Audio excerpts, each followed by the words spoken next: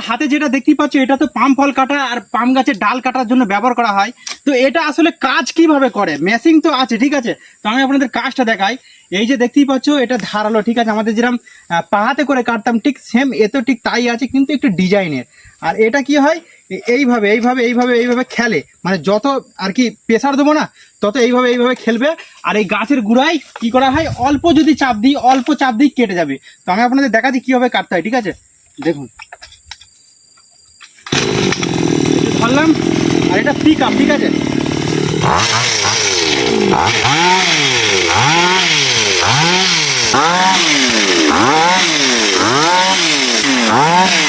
তো বন্ধুরা দেখতেই পেলে মেশিনটা আসলে কাজ কিভাবে করে পাম ফল কাটার সময় বা ডাল কাটার সময়। তো আশা করি বুঝতে পেরেছেন। ভিডিও ভালো লাগলে অবশ্যই লাইক দিয়ে যাবেন, আর পাম বাগানের ব্যাপারে কিছু জানতে চাইলে অবশ্যই কমেন্টে জানাবেন।